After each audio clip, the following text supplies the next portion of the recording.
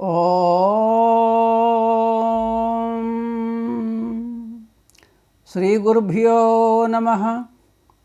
శ్రీ సీతారామాంజనేయ నమః.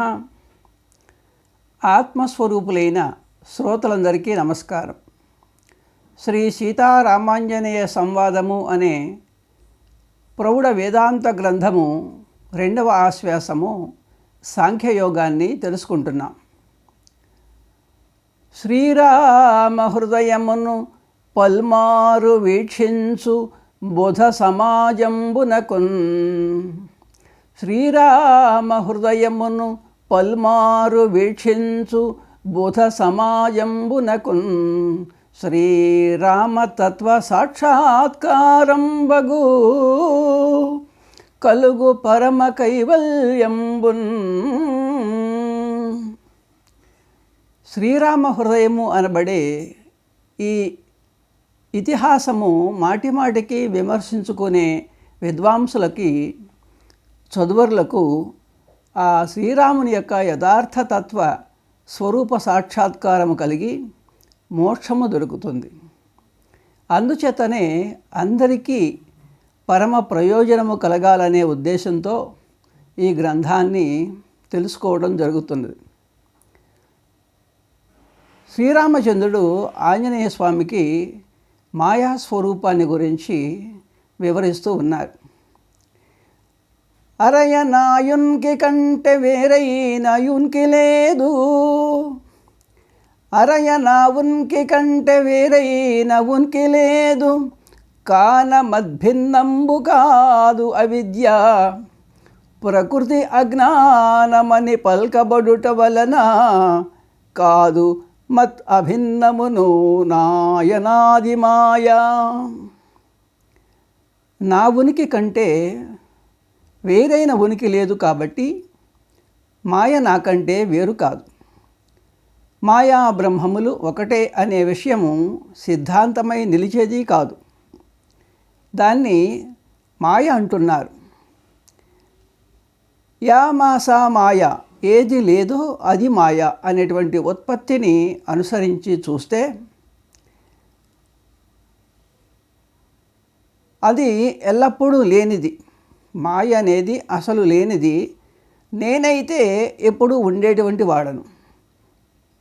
బ్రహ్మము నిత్యము ఉండేదే కదా. మాయ ఏమో అసత్య జడ దుఃఖరూపమైనటువంటి ప్రపంచానికి ఉపాదాన కారణం అవడం చేత అసత్తు జడము దుఃఖరూపమైనది. నేను సత్యజ్ఞానానంద స్వరూపుణ్ణి. అది అజ్ఞానము అచేతనము. నేనైతే జ్ఞానరూపుడను చేతనుడను. కాబట్టి మాయకు బ్రహ్మమునకు ఏకత్వము కుదిరేదే లేదు. భిన్నాభిన్నముగాదని ఎన్నంగానేలా, భిన్నాభిన్నము కాదని ఎన్నంగానేలా, ప్రకృతి అట్లగుట సుసంపన్నులు అనిర్వాచ్యంబని మున్ను గణించిరి, సమస్తము తెలిసి సుతా. పుత్ర ఆంజనేయ, ఆ మాయ నాకంటే వేరనడానికి వేరు కాదనడానికి శక్యం కాదని తెలుసుకో. భిన్నాభిన్నము అంటే వేరయ్యూ కాకుండా ఉంది కనుక భిన్నాభిన్నము కూడా కాదని మళ్ళా చెప్పాలా నీకు? ఈ విధంగా మాయను గురించి ఏ నిర్ణయము చేయడానికి వీలు కాకపోవడం చేత బుద్ధిమంతులైనటువంటి వాళ్ళు మాయ అనిర్వచనీయము, ఈ మాయ నిర్వచించడానికి శక్యము కానిది అని చెప్పారు. అనిర్వచనీయం అంటే నిర్వచించడానికి మరియు నిరూపించడానికి కూడా వీలు లేదని అర్థం. కాబట్టి యథార్థంగా ఉన్నటువంటి పదార్థాన్ని నిరూపించడానికేమో, యథార్థంగా ఉన్న పదార్థాన్ని నిరూపించడానికి వీలు ఎలా కలగదు? కాబట్టి లోకాన్ని అనుసరించి చెప్పడమే కానీ మాయ అనేది త్రిలోకాల్లోనూ లేనే లేదు. ఈ విధంగా మాయా స్వరూపాన్ని చెప్పి సారాంశాన్ని తెలియజేస్తూ ఉన్నారు. అనుభవ జ్ఞాన దృష్టిచే అరయ తుచ్చము. అనుభవ జ్ఞాన దృష్టిచే అరయ తుచ్చము. ఒగి అనిర్వచనీయమో యుక్తి దృష్టి చేత లౌకికమయ దృష్టిచే అనంతమగు తలంప మదీయ మాయాతమంబు. పరంబ్రహ్మమే నేను అనేటువంటి అపరోక్ష జ్ఞానముతో చూస్తే ఈ మాయ బొత్తిగా కనపడదు. యుక్తులతో చూస్తే ఇటువంటిది అని నిరూపించడానికి శక్యమూ కాదు. అనుభవ జ్ఞానము కంటే యుక్తుల కంటే వేరుగా పదార్థాల యొక్క స్థితిని నిర్ణయించడానికి తగిన ప్రబల సాధనమేది లేదు కదా. పరమార్థ స్థితిలో తెలియజేసేది కాబట్టి అనుభవం అంటే అపరోక్ష బ్రహ్మానుభవమే కానీ వేరు కాదనడము స్పష్టమే కదా. ఇటువంటి అనుభవయుక్తులతో ఈ యొక్క మాయ సిద్ధాంతము చేయడానికి శక్యము కాదు. ఇక ఏమంటే లోకదృష్టిని అనుసరించి మాత్రం అపరిమితమైనదిగా ఇది కనపడుతుంది. ఇంత మాత్రం చేత మాయ ఉన్నది అని చెప్పడానికి వీలు లేదు. ఇలాగైతే నేను ప్రపంచాన్ని చూస్తున్నానే, ఇది అనుభవ రూపం అంటే ఎట్లా అనేటువంటి వాళ్లకు చిత్తశుద్ధిని కలిగించి తత్వాన్ని బోధించడం కోసం మాయ అనిర్వచనీయమని చెప్పాల్సి వచ్చింది. ఈ విధంగా సామాన్యంగా చెప్పి అనుభవపూర్వకంగా ఆ మాయ యొక్క స్వరూపాన్ని తెలియజేస్తూ ఉన్నారు. త్రాడు భుజంగమై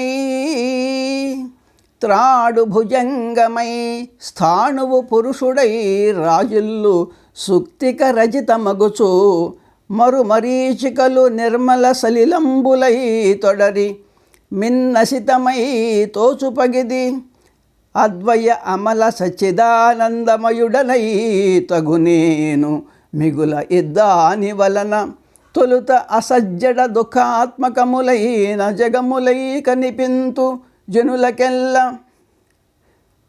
దృఢతర అద్వైత విజ్ఞాన దృష్టి చేత పండితులు పూర్ణ నిర్గుణ బ్రహ్మమయుడన్ అయిన ననున్ కాంచినంత ఎయ్యది అభావమగు అదియసు మదీయ మాయాతమంబు.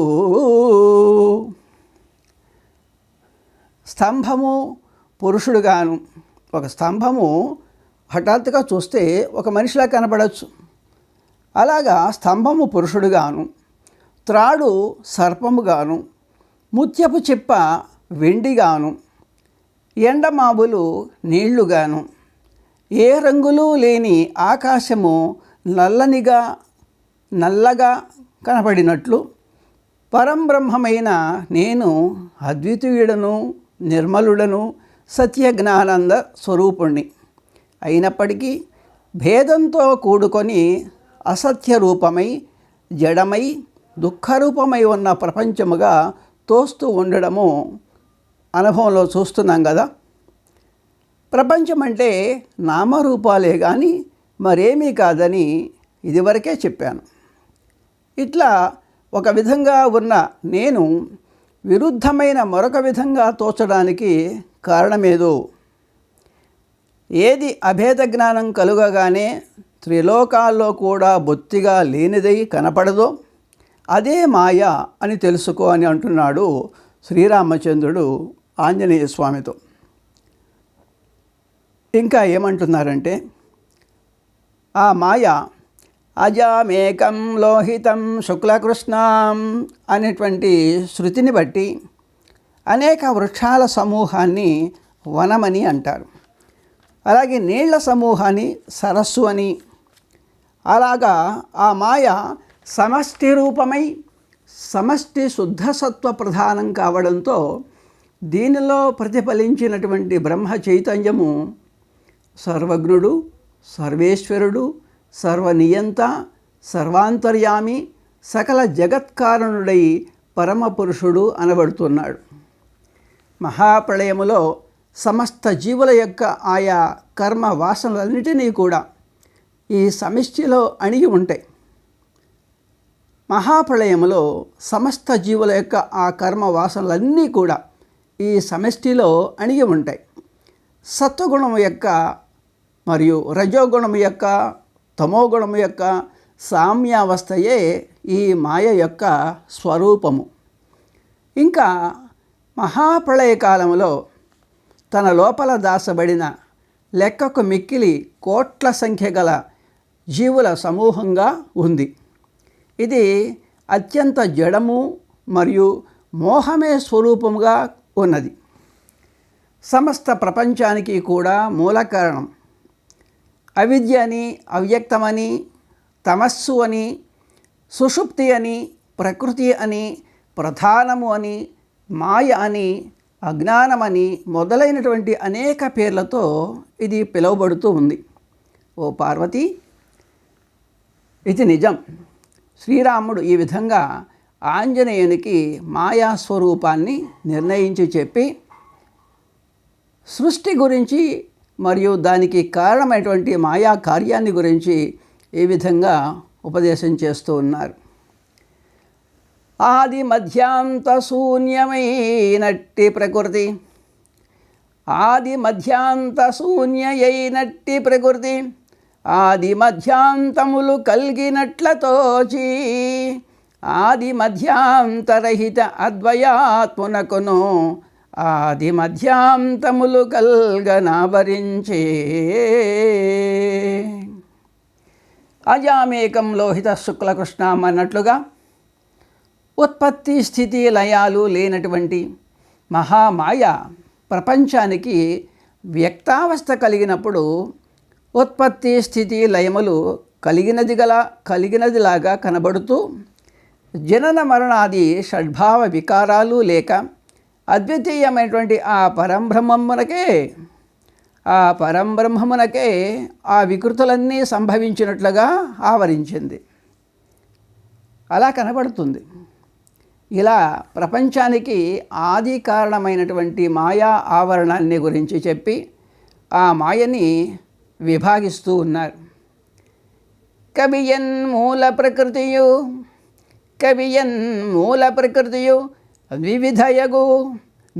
ద్వివిధయగును మాయయన అవిద్యయనగా ఆద్య విమల సత్వాత్మికయగున్ అవిమల సత్వప్రధానయగు అన్యతగన్.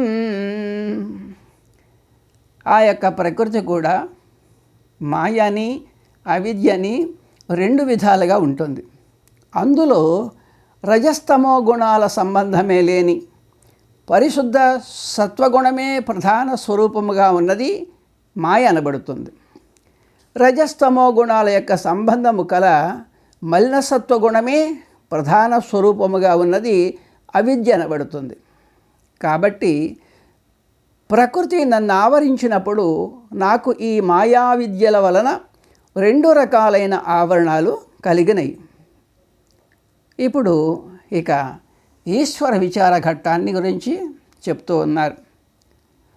సృష్టిని క్రమంగా వివరిస్తున్నటువంటి వారై మొట్టమొదట సమష్టి అభిమాని అయిన ఈశ్వరుని ఉత్పత్తిని తెలియజేస్తూ ఉన్నారు. అమల సత్వ ప్రధానయైనట్టి మాయయందు, అమల సత్వ ప్రధానయైనట్టి మాయయందు దానికి అధిష్టానమైన నేను ప్రతిఫలించితి. మేఘ సంఘత జలముల మించి ఆకాశము అమర బింబించినట్లు.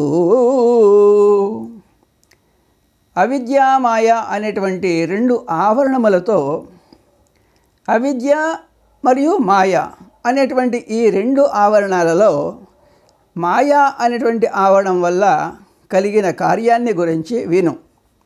ఆకాశము నిర్మలమైనప్పటికీ దేనితోనూ సంబంధపడనిదైనా తనయందే నిలిచి ఉన్న మేఘాలలోని నీటిలో ప్రతిబింబించిన విధంగా బ్రహ్మమునైన నేను కూడా నాయందే నిలిచి ఉన్న మాయలో ప్రతిబింబిస్తూ ఉన్నా.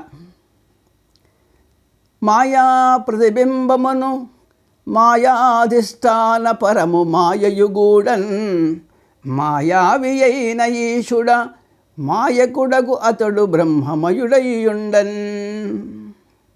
ఇట్లాగా ప్రతిబింబించడం వల్ల మాయ, అందులో ఉన్నటువంటి ప్రతిబింబము, దానికి ఆధారమైనటువంటి శుద్ధ చైతన్యము కలిసి ఈశ్వర శబ్దం చేత వ్యవహరింపబడుతూ ఉన్నాయి. ఆ ఈశ్వరుడే మాయకు అధిపతి అని, మాయను ప్రేరేపించేవాడని చెప్పబడుతూ ఉన్నాడు.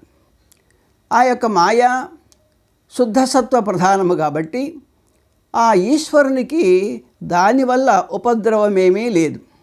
జీవునిలాగా ఆ ఈశ్వరుడు మాయకు లోబడేవాడు కాదు, బ్రహ్మరూపుడయ్యే ఉంటాడు. ఆ ఈశ్వరుండనేనా ఆ మాయయ సీతావధూటి మది తలప మహామాయుడనయ్యు వశీకృతమాయుడనై అవతరింతు మహి ఇట్లనగా. ఓ జ్ఞానవంతుడా ఆంజనేయ, ఇంతకుముందు చెప్పబడినటువంటి ఈశ్వరుడైన ఆ శ్రీరాముడే నేను. నన్ను ఆవరించెను అని చెప్పబడిన మాయయే ఈ సీతాదేవి. నేను మాయావినైనప్పటికీ ఆ మాయకు లోబడక దానిని లోబరుచుకొని ఈ విధంగా లోక కళ్యాణం కోసమని భూలోకంలో అవతరిస్తూ ఉంటాను. ఇట్లు శుద్ధ సత్వ ప్రధాన మాయోపాధికుండును సర్వేశ్వరుండనైన నేను వశీకృతమాయుండనగుటంజేసి జగంబుల సృజించి తద్రక్షణంబు కొరకు తొల్లి మత్స్య కూర్మ వరాహ నారసింహ వామన పరశురామావతారంబులు ధరించి దుష్టగ్రహ శిష్టానుగ్రహంబులం గావించి ఇప్పుడు శ్రీరామ రూపంబుచే అవతరించి రావణ కుంభకర్ణాది రాక్షసుల సంహరించి భూభారంబు నివారించితి. ఇంక ఇట మీదట బలరామకృష్ణ బుద్ధ కల్కి రూపంబుల నేనవతరింపగలవాడ నా చరిత్రంబులు లోకత్రయ పవిత్రంబులు భబలతాల విత్రంబులయ్యొప్పునని చెప్పి విండియు. ఈ విధంగా శుద్ధసత్వ ప్రధానమైనటువంటి మాయయే ఉపాధిగా కలిగిన ఈశ్వరుండనైన నేను, ఈశ్వరుండనైనటువంటి నాకు నా మాయ నా స్వాధీనమై ఉంది. కాబట్టి దాని సహాయంతో సమస్త లోకాల్ని సృజిస్తూ ఉన్నాను. దుష్టుల వల్ల ఆ ప్రపంచానికి కలిగే బాధలన్నిటినీ తొలగించి రక్షించడం కోసం పూర్వకాలంలో ఆయా అవసరాల్ని బట్టి మత్స్య, కూర్మ, వరాహ, నృసింహ, వామన, పరశురామ రూపాల్ని ధరించాను. ప్రస్తుతము శ్రీరామునిగా పుట్టి దుష్టులైన రావణ కుంభకర్ణాదుల్ని వధించి భూభారాన్ని తొలగించాను. ఇక మీద కృష్ణ, బలరామ, బుద్ధ, కల్కి రూపాల్ని ధరించబోతున్నాను. ఆయా అవతారాలలో నా చరిత్రలు విన్నంత మాత్రమే 3 లోకాలు పవిత్రమవుతాయి, సంసార బాధల్ని త్రెంచివేస్తాయి. ఓ పార్వతి అంటున్నాడు పరమశివుడు. ఇలాగా రాముడు ఈ విధంగా తన యొక్క తత్వాన్ని తెలియజేసి ముందుకు తన యొక్క ప్రసంగాన్ని కొనసాగిస్తూ ఉన్నారు. గురుడు హిరణ్యగర్భుడని కొందరిలన్ మహావిరాట్ పురుషుడటంచు కొందరు, రుబుడంచు ముకుందుడంచు కొందరు, శివుడంచు కొందరు, వినాయకుడంచు కొందరు,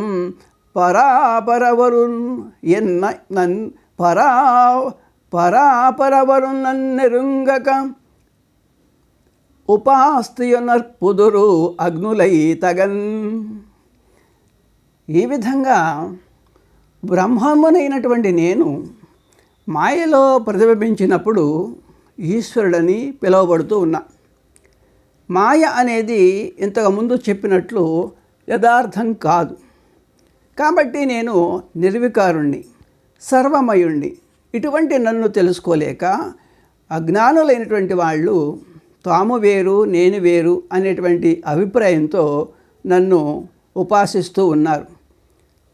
ఒక విధంగా కాదు, మరి వారికి ఇష్టం వచ్చినట్లుగా కొందరు బృహస్పతి అని, ఇంకొందరు చతుర్ముఖుడని, కొందరు విరాట్ పురుషుడని, మరికొందరు ఇంద్రుడని, విష్ణువని, శివుడని, వినాయకుడని, ఇట్లా అనేక విధాలుగా ఉపాసన చేస్తూ ఉన్నారు. నిజానికి నాకంటే వేరొక పదార్థమే లేదు.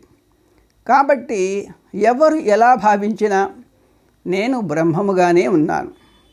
నేను బ్రహ్మమే అయి ఉన్నా వారి తలంపులకు ఎన్ని భేదాలు ఉన్నప్పటికీ పరాత్పరుడునైనటువంటి నేను ఒకడినే సుమా, గుర్తుంచుకో అంటున్నాడు శ్రీరాముడు ఆంజనేయ స్వామితో. ఇక విశ్వానికి ఉపాదాన కారణము, నిమిత్త కారణము చెప్తూ ఉన్నారు.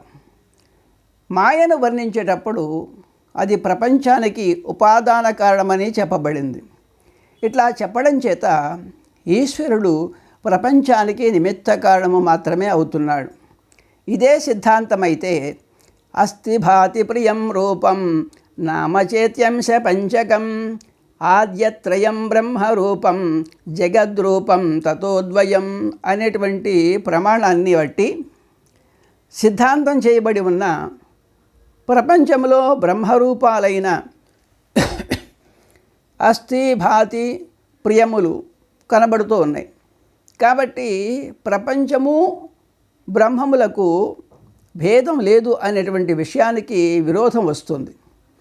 ఉపాదాన కారణానికి అలాగే కార్యానికి భేదం లేకపోవచ్చు, కానీ నిమిత్త కారణానికి కార్యానికి అలా ఉండవలసిన అవసరం లేదు కదా అనే సంశయాన్ని నివారణ చేస్తూ ఉన్నారు.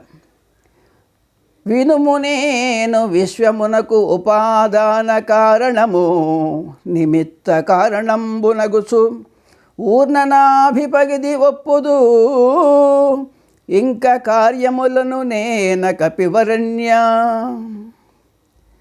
వినుము నేను విశ్వమునకు ఉపాదాన కారణము నిమిత్త కారణంబునగుచు ఊర్ణనాభిపగిది ఒప్పుదు ఇంక కార్యములను నేన కపివరేణ్య. ఇక ఈ విషయాన్ని వివరంగా తెలుసుకునేటువంటి ప్రయత్నం చేద్దాం. హరి ఓం తత్సత్. స్వస్తి.